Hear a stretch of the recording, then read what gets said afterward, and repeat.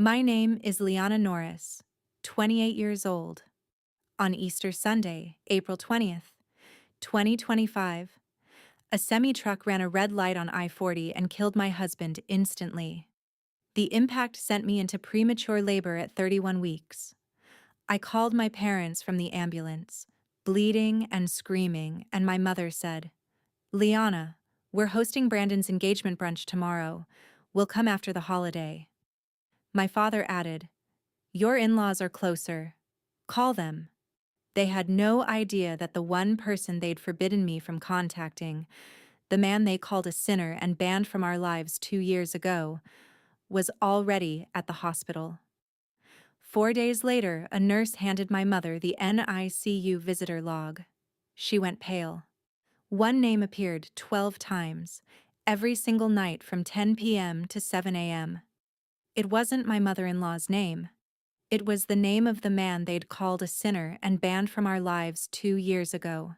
Before I tell you who that man really is and what he did for my daughter every single night while I was falling apart, if this story is already hitting you hard, please take a moment to like the video.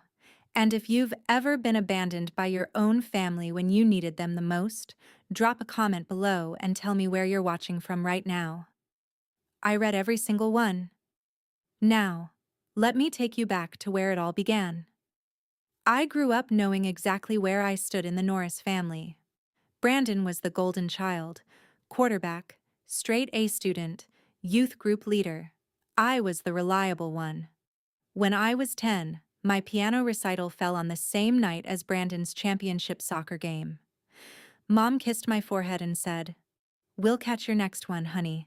This is Brandon's big night." Dad filmed every goal while I played to an empty auditorium. By high school, the pattern was set. Brandon's college fund was fully covered. I took out loans and worked nights at a diner. When I got my acceptance to nursing school, Mom's only comment was, "Just make sure it doesn't interfere with helping Brandon move into his dorm." Ethan changed a lot of that. He met me in the ER where I was doing clinicals. He was the calmest patient I'd ever had, broke his wrist playing basketball, and he made me laugh even through the pain. After we got married, he gently pushed back on my parents' rules. "Jordan's been my best friend since freshman year," he'd say. "He's family." But when my parents issued the ultimatum in February 2023, after that awkward church potluck where Dad called Jordan's lifestyle sinful, I folded. I told Ethan we had to distance ourselves. He agreed because he loved me, but I saw the hurt in his eyes every time Jordan's name came up. I told myself I was choosing peace. I didn't realize I was choosing loneliness. That morning, Easter morning, I'd woken up in our apartment in Winston-Salem feeling like someone had stuffed cotton balls behind my eyes.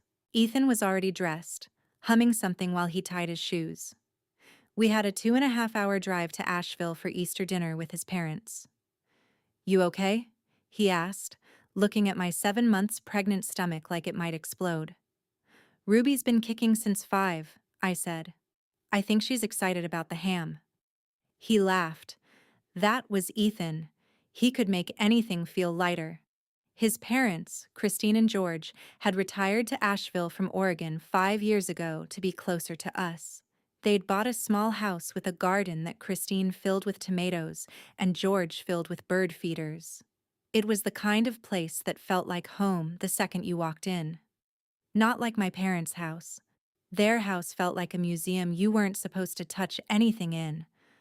The drive was smooth. We took I-40 through the mountains, windows down, Ethan's hand on my knee. He asked if I'd called my parents to let them know we were heading to his folks' place. "They know," I said. "Did they mind?" "They're busy with Brandon's thing tomorrow." Brandon, my little brother, 25 years old, newly engaged to Shelby Montgomery, whose family had money and connections and flew in from Dallas for the occasion. My mother had mentioned Brandon's engagement 6 times in the past week. She hadn't asked about my pregnancy once. Ethan went quiet. He did that when he wanted to say something but knew it would start a fight. "What?" I said. "Nothing." Ethan. He sighed. Do you ever think about calling Jordan? I know your parents said not to, but he'd want to know about Ruby. Jordan. Ethan's best friend since college. The man my parents had forbidden from our lives 2 years ago because of who he loved. Let's not do this tonight, I said. Please. Ethan squeezed my knee and went back to humming. We got to Christine and George's place around 3. The house smelled like ham and yeast rolls and something cinnamon Christine had baking in the oven. George hugged me carefully, like I might shatter.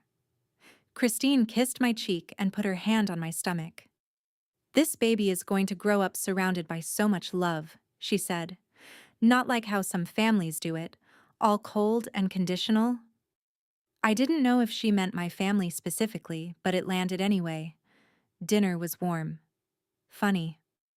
Christine told stories about Ethan as a kid trying to build a treehouse and falling out of it twice in the same afternoon. George showed me photos of the garden he was planning for when Ruby got old enough to dig in the dirt. There were 8 chairs around the table, but only 4 of us. I asked Christine about the extra chairs. Friends who are family, she said, and left it at that.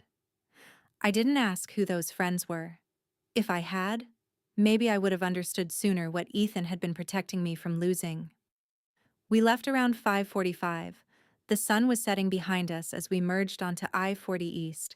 Ethan reached over and squeezed my hand. Next Easter, he said, Ruby will be here. I smiled. I didn't know those would be the last words he'd say about our future. 15 minutes later, we were on I-40 near Greensboro. Ethan was telling me about some project at work, something about budget reallocations that I was only half listening to because Ruby was doing backflips against my ribs. I looked out the window at a billboard advertising a furniture store. Then I heard it. A long, blaring horn. Ethan yelled, "Lena!" And then nothing but the sound of metal tearing apart and glass exploding. I don't remember the impact. I remember waking up strapped to a gurney, an EMT hovering over me, asking my name. I remember the pain, sharp, everywhere, like my body was being torn in half. I remember screaming for Ethan. The EMT's face told me everything before his mouth did. Ma'am, your husband didn't make it, I'm sorry, but we need to get you to the hospital now. The last thing I saw before they airlifted me was the truck driver sitting on the side of the road, head in his hands crying. I wanted to scream at him, but then I looked down and saw blood. So much blood. They took me to Forsyth Medical Center in Winston-Salem. 8:15 p.m. I remember the operating room lights, bright, circular, like moons. Dr. Simmons, the OB/GYN, was saying something about placental abruption, emergency C-section, 31 weeks. Is she alive? I asked. We're trying, he said. Count backward from 10 for me. 10, 9, 8. I woke up 3 hours later in a recovery room. My stomach was flat. My husband was dead. And somewhere in this hospital, my daughter was fighting for her life. A nurse named Kelly came in with a Polaroid photo. It was blurry, grainy, but I could make out a tiny body in a plastic box, wires everywhere, a tube down her throat. 2 pounds, 14 ounces, Kelly said. She's stable for now. But there's a serious heart issue. Large VSD, ventricular septal defect, with pulmonary hypertension. The hole is letting blood flow the wrong way. She may need surgery soon. The photo had writing in the corner, Baby girl Norris Price, April 20th, 2025, 8:34 p.m., 2 pounds 14 ounces. I stared at that photo for 20 minutes. Then I remembered. I hadn't called anyone. My husband was dead. My baby was dying, and no one in the world knew except the hospital staff. I reached for my phone. My hands were shaking so hard I could barely unlock it. It was 10:42 p.m. when I called my parents. My father answered.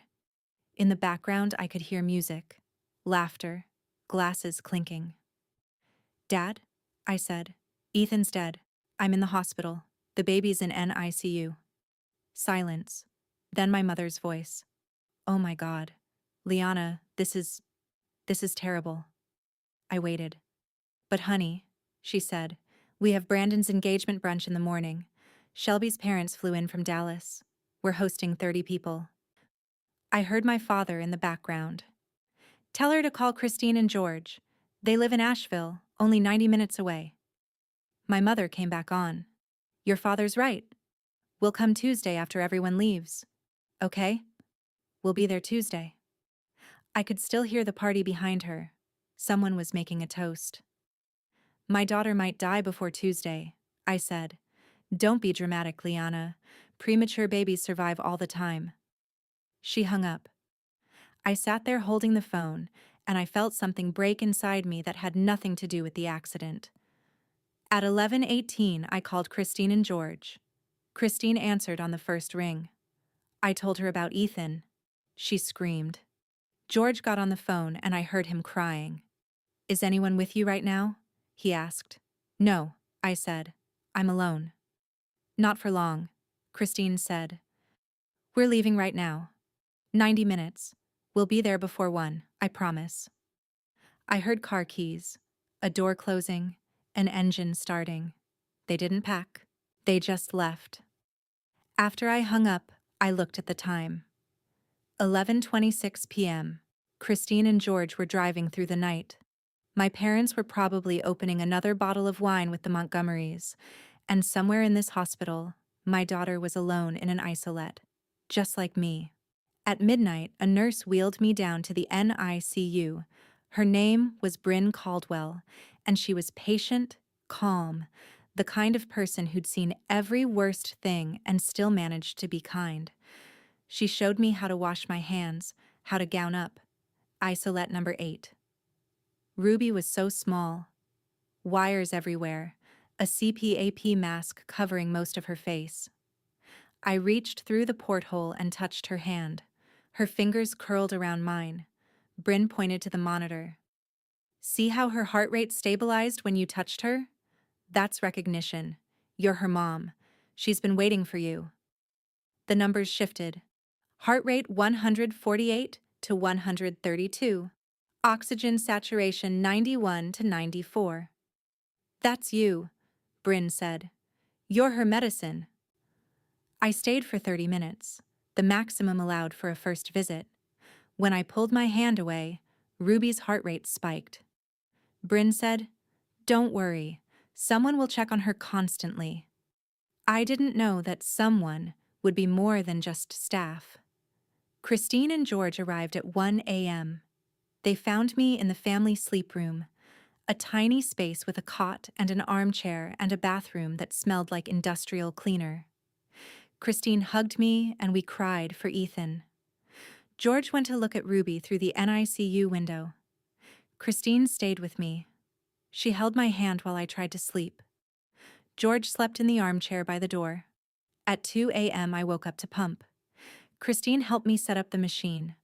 Through the small window in the door, I could see down the hall into the NICU. A tall figure stood by isolette number 8, one hand on the monitor, head bowed. I couldn't see his face. I assumed he was just a nurse doing rounds. I went back to sleep.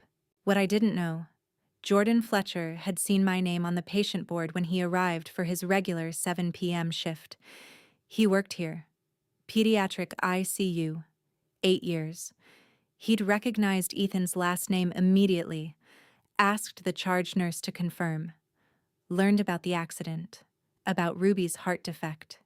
He'd filed emergency bereavement leave that night, told his manager about Ethan, changed his status from staff to visitor, signed the visitor log as family friend, and then he sat by Ruby's isolette until 6:30 in the morning, making sure she got the best care possible. I didn't know any of this. Not yet. The next morning, Easter Monday, April 21st, I woke up to my phone buzzing. A text from Brandon. Hey sis, Mom said you had the baby early? That's crazy, LOL. Everything good? We're about to do toast, so I gotta go. Shelby says hi. The timestamp said 9:03 a.m. Brunch started at 11. They were setting up, taking photos, laughing. I didn't respond. Instead, I opened my photo app and scrolled back. There it was. Thanksgiving 2022. The last photo of Jordan, Ethan, and me together. Jordan's arm around Ethan's shoulder.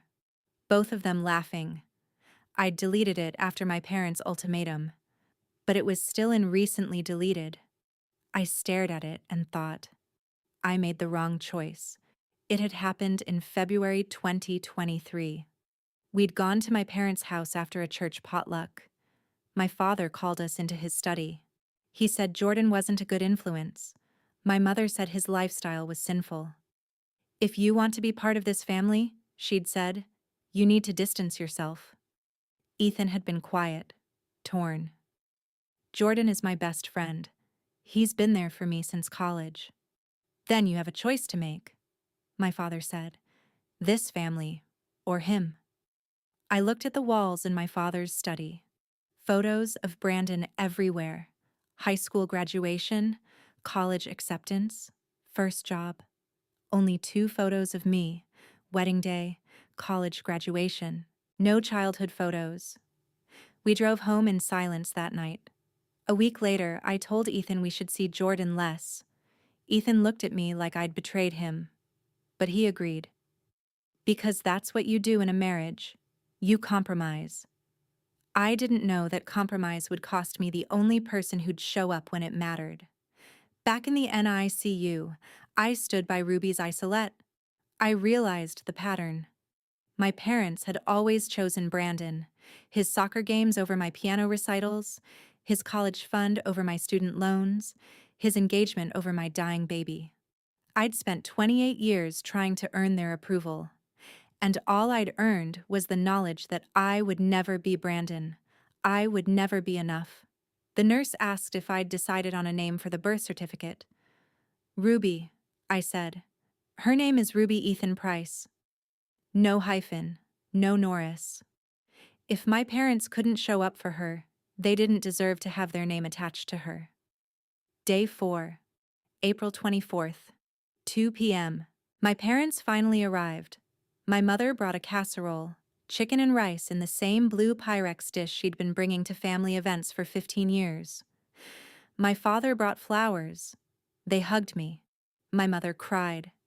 And then, for the first 20 minutes, she talked about Brandon's party.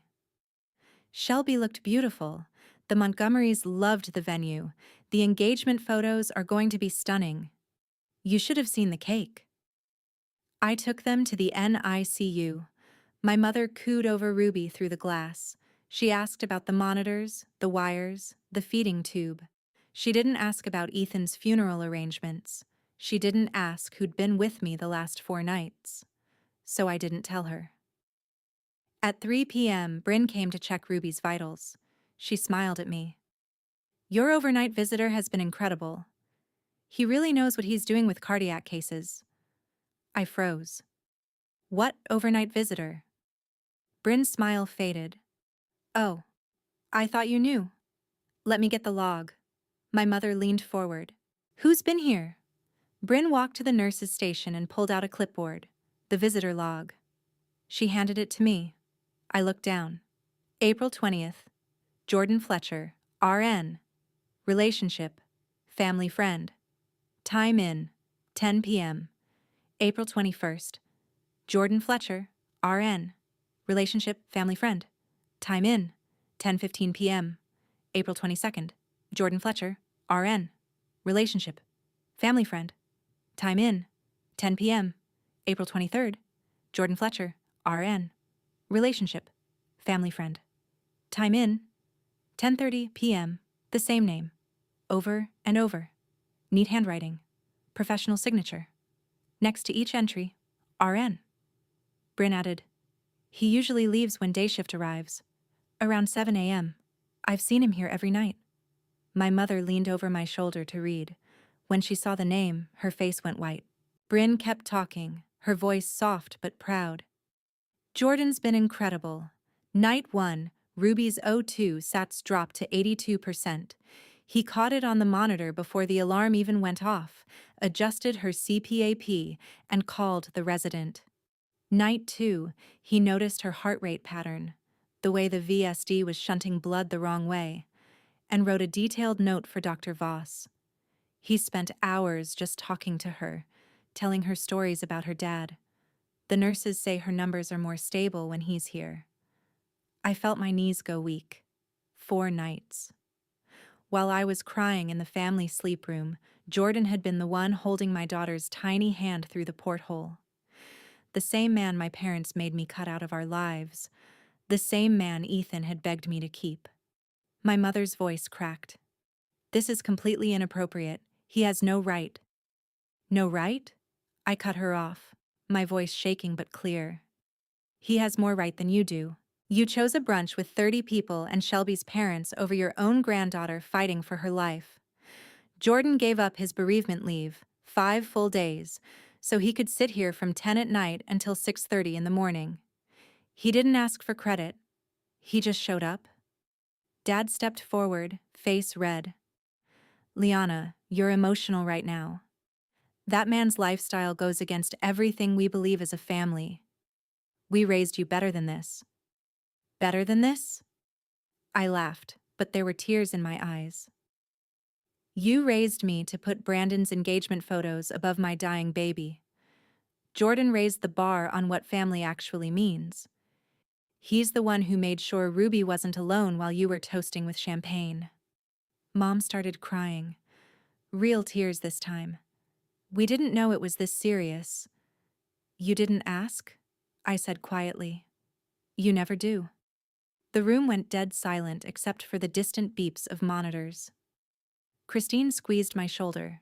George looked at my parents with something close to pity. For the first time in 28 years, I wasn't afraid of disappointing them. I was done trying to earn a love that came with conditions. "That's..." Her voice was barely a whisper.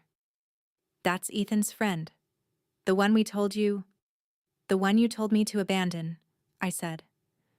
"Yes." My father stood up. "What's he doing here?" "Apparently," I said, "he's been taking care of my daughter every single night, which is more than I can say for you." My mother sat down hard in a waiting room chair. She looked like she might faint, and I felt something I hadn't felt in 4 days, a tiny flicker of hope. Because if Jordan had been here all along, maybe I wasn't as alone as I thought. I found Bryn and asked her about Jordan. She explained. Jordan Fletcher was one of their best pediatric ICU nurses, 8 years of experience, specialized in congenital heart defects. When he found out about Ruby's large VSD, he'd taken emergency bereavement leave to be here. "He's been visiting every night," Bryn said, "and the attending physicians have been consulting with him informally because of his expertise." "Why didn't anyone tell me?" "I thought you knew." "He signed in as family friend. He said he was close to the baby's father." She showed me Ruby's chart. Post-it notes in Jordan's handwriting. Monitor O2, sat Q 15 minutes. Watch for bradycardia episodes with VSD. Recommend early Dr. Voss consult. "Who's Dr. Voss?" I asked. "Dr. Helena Voss. She's the top pediatric cardiac surgeon in North Carolina. She doesn't usually take NICU cases unless there's a special request." I looked at the note again. Jordan had called in the best. Behind me, my mother was trying to process. "I don't understand. Why would he come here?" My father added, "We need to talk to administration. This seems inappropriate." I turned on them. Inappropriate? He's been helping save your granddaughter's life while you were at a brunch." "Liana," my mother said, "you don't understand. That man, his lifestyle is showing up. What's yours? Choosing parties over people?" "Don't speak to your mother that way," my father said. "Then don't speak to me at all." My mother tried to touch my arm. I stepped away. "When is he coming back?" I asked Bryn. She checked. "Tonight. His regular visiting time is 10 p.m. I looked at my parents. "You should leave before then." I don't want you here when he arrives. Christine and George had been there for 3 days. When they heard about Jordan, Christine's face lit up. Jordan's here? Oh, thank God. George nodded. Ethan would be so relieved. My mother looked defensive. You knew he was here and didn't tell us? Christine's voice went cold. You weren't here to tell. She looked at the visitor log on the table. 4 entries. Jordan's name repeated. She smiled, the first real smile I'd seen in days. 4 nights in a row. That's Jordan. Always showing up. My mother looked like she'd been slapped. 9:30 p.m. I sat in the NICU family lounge, staring at the clock. Christine sat next to me, telling stories about Ethan and Jordan's friendship. College roommates. Jordan was supposed to be best man at our wedding, but I'd asked Ethan to change it to avoid conflict with my parents. Jordan loved Ethan like a brother, Christine said. When you two started dating, Jordan was so happy. He said, Ethan found someone who makes him better. He meant you. Then why did I let my parents make me push him away? Because you thought love meant sacrifice. You didn't know it meant showing up. At 9:58, the NICU door opened. A tall figure in jeans and a gray hoodie walked in, visitor badge clipped to his chest. He went straight to the sink and washed his hands. He didn't see me watching. Not yet. At 10 p.m., Jordan approached isolette number 8. I watched from the observation window. He checked the monitors, examined Ruby's color, gently touched her hand through the porthole. Then he sat down and spoke to her softly. I couldn't hear the words, but I could read his lips. Hey, little one, it's me again. Your dad would be so proud of you. I pushed open the NICU door. Jordan's head turned. Our eyes met. For a moment, neither of us moved. Then I walked toward him. Hi, Liana, he said. His voice cracked.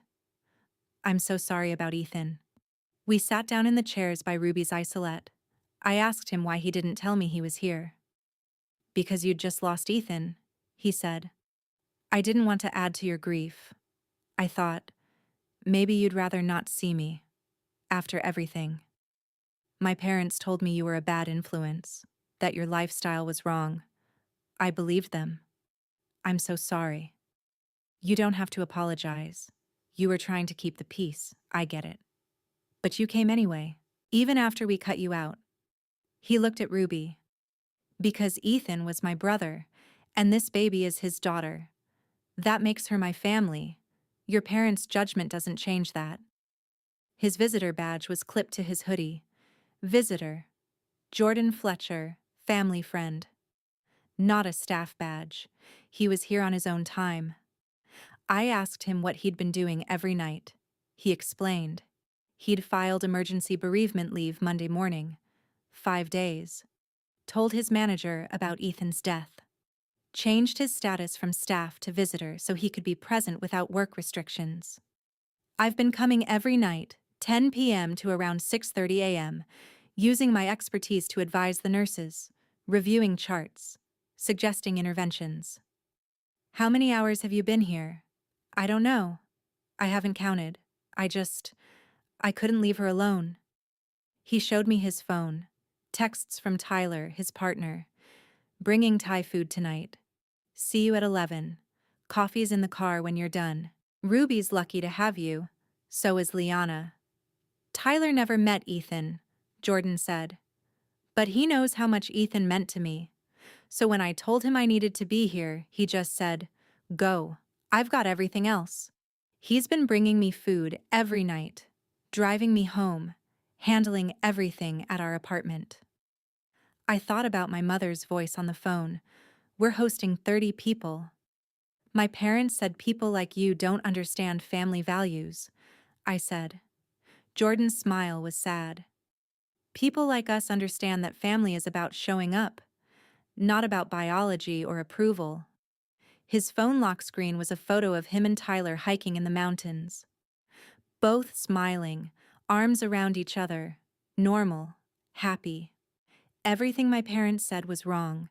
Jordan asked if I wanted him to leave. if having him here made things harder with my parents.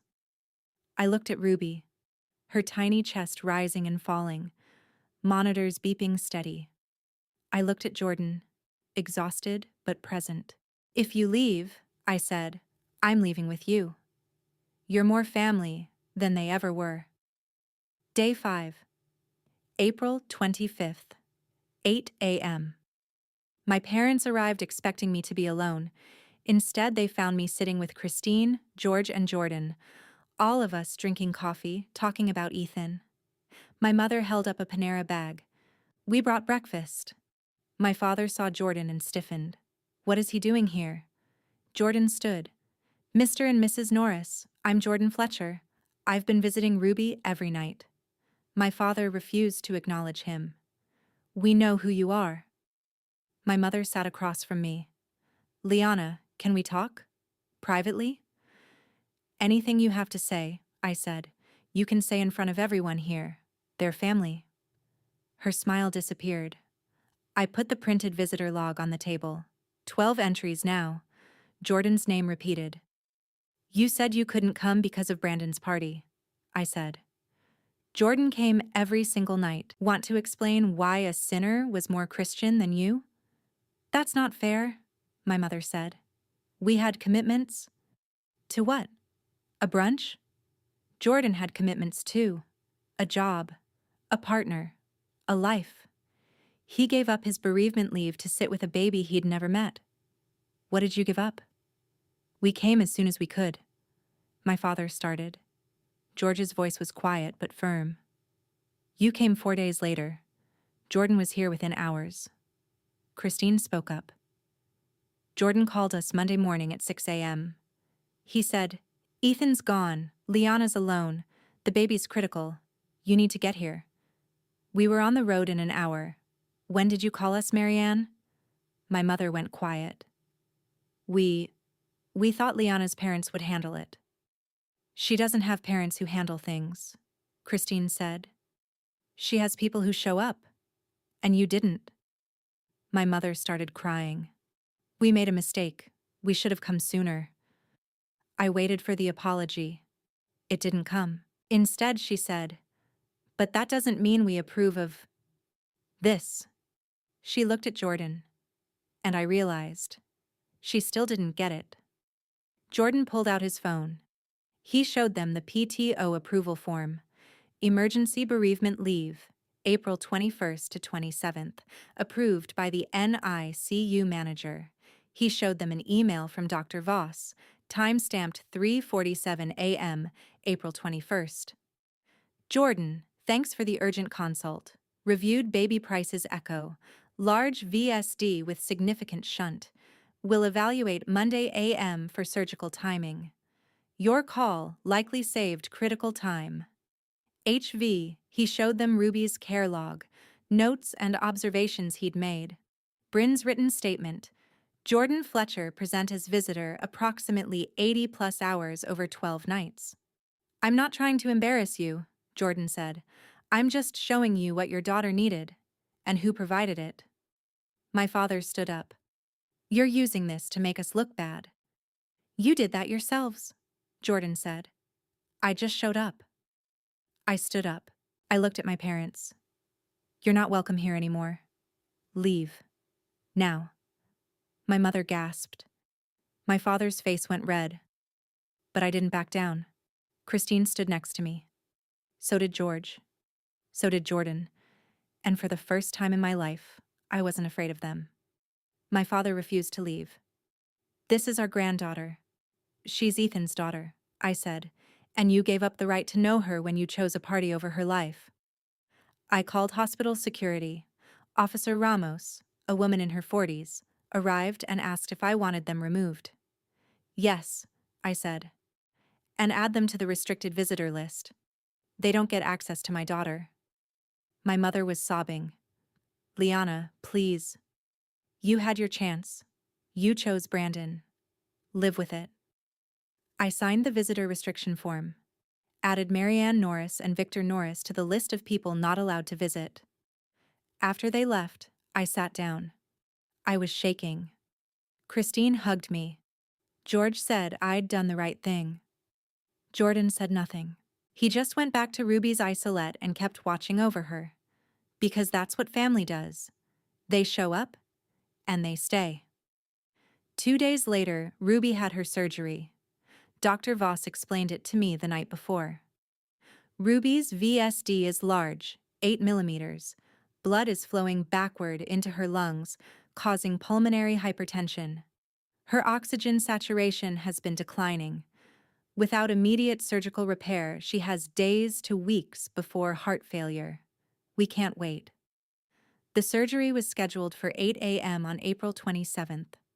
Jordan arrived at 6, 2 hours early. Tyler was with him. I wanted to be here when they took her in, Jordan said. We all waited together. My parents called 6 times. I didn't answer. The surgery took 3 hours and 14 minutes. When Dr. Voss came out at 11:14, she was smiling. We all waited in the family lounge, Christine, George, Jordan, Tyler, and me. When Dr. Voss gave the good news, Jordan let out a breath I didn't realize he'd been holding for hours. Tyler pulled him into a hug right there. Christine cried happy tears and said, "Ethan's watching, sweetheart. He's so proud." For the first time since the accident, I felt something other than fear. I felt surrounded. Not by blood, by people who chose me. The VSD is repaired. Ruby's heart is strong. She'll need monitoring, but I expect full recovery. Jordan had special permission to observe from the OR gallery, as a medical professional consultant. When they wheeled Ruby back to the NICU, he walked beside her isolette. He didn't leave her side, not for a second. And I realized, this was what Ethan had tried to tell me 2 years ago. Jordan was family. He'd always been family. 12 days after the accident, Brandon called. "Mom and Dad are devastated," he said. "Can't you forgive them?" "No. They made a mistake. You're being cruel. They chose your party over my dying child. That's not a mistake. That's who they are. That's different." "How? Because it was your party? Because you're the golden child and I'm just the backup?" "You're being dramatic. I'm being honest. And you can't handle it." I told him not to call again. He sputtered something about family. I hung up. Then I blocked his number. Christine asked if I was okay. "I've never been better," I said. And I meant it. Ruby spent 8 weeks in the NICU. Jordan visited 3 to 4 nights a week after returning to his regular work schedule. I moved in with Christine and George. Tyler came by weekly with meals and became my friend. On June 15th, 2025, Ruby graduated from the NICU. 5 pounds, 8 ounces, off all monitors except overnight oxygen. Jordan wheeled her isolette to the exit and handed her to me. "She's ready," he said, "and so are you." We took her home to Christine and George's house. I'd sold the apartment Ethan and I had shared. Too many memories. My parents didn't know where I lived now. They didn't need to. Ethan's funeral was May 3rd. 75 people came. My parents sat in the back row. They didn't approach me. Jordan gave the eulogy. "Ethan taught me that family isn't about blood," he said. "It's about who shows up when you call at 2 a.m., who brings you soup when you're sick, who defends you when you can't defend yourself." He was that person for me, and I'm trying to be that person for his daughter. After the service, my mother approached me. "Can we talk?" I looked at her. I thought about all the times she'd chosen Brandon over me, all the times I'd swallowed my hurt to keep the peace. "No," I said, and I walked away. It was the easiest thing I'd ever done. Word spread through my parents' church. Some people supported them, others quietly distanced themselves. My Aunt Gwen, my mother's sister, called me in late May. "Your mother wanted me to convince you to forgive her," Gwen said. I told her I couldn't, because I know what happened. The whole church knows. "How?" "Your mother posted about it on Facebook. She was trying to get sympathy. It backfired. Gwen sent me a screenshot. My mother's vague post about family estrangement and we tried our best. But the comment section was full of people who knew the truth, who knew about the timeline, who knew about Brandon's party. Your parents are losing friends, Gwen said. People at church are avoiding them. They brought this on themselves. I didn't feel sorry for them. I felt free. In August, Jordan became Ruby's godfather. Official legal paperwork. If something happened to me, Ruby would go to Jordan and Tyler. Not my parents. Never my parents. Ruby hit her milestones. First smile at 3 months. Rolling over at 5 months. Sitting up at 6 months. Jordan was there for all of them. So was Tyler. Christine was Grandma Chris. George was Grandpa George. Jordan was just Jordan, but Ruby loved him most of all. In September, I went back to work. Part-time ER nursing, 3 shifts a week. Christine babysat. Jordan adjusted his schedule to help. I found my footing again. My parents kept trying. My mother sent a birthday gift in December. I donated it. My father left a voicemail on Christmas. I deleted it. Brandon texted in January about Shelby's pregnancy, wanting Ruby to meet her cousin. I blocked his number. In August, my mother sent a letter. We were wrong about many things. Can we see Ruby? I didn't respond. Jordan said I didn't have to forgive them. That was the first time I felt like I had permission to just let go. February 14th, 2026. Valentine's Day. Ruby's first. Jordan brought pink balloons. Tyler brought heart-shaped cookies. Christine and George hosted a small party. Ruby, now 10 months old, reached for Jordan. Jojo, she said. Her first word. Jordan picked her up, tears in his eyes. Did you just say my name? Jojo! Tyler laughed. I'm not crying, you're crying. We were all crying. Christine took a photo. Ruby in Jordan's arms, tiny hand grabbing his stethoscope. It became my phone wallpaper. I thought about my parents, probably sitting in their perfect house, wondering why their daughter wouldn't speak to them. They'd never understand, because they'd never known what it means to show up. Late February, I visited Ethan's grave for the first time with Ruby. She was stable enough for outings now. I knelt by the headstone, simple gray marble. Ethan Alexander Price, beloved husband, father, friend, forever 30. I talked to him about Jordan, about chosen family, about boundaries. I'm sorry I didn't defend Jordan when you were alive, I said. I was afraid of losing my parents, but I lost them anyway. Or maybe I never really had them. Jordan, though, he's been here the whole time. You knew that. You tried to tell me. I held Ruby close. Your daddy loved you so much. And he loved Jordan. And Jordan loved him back by loving you.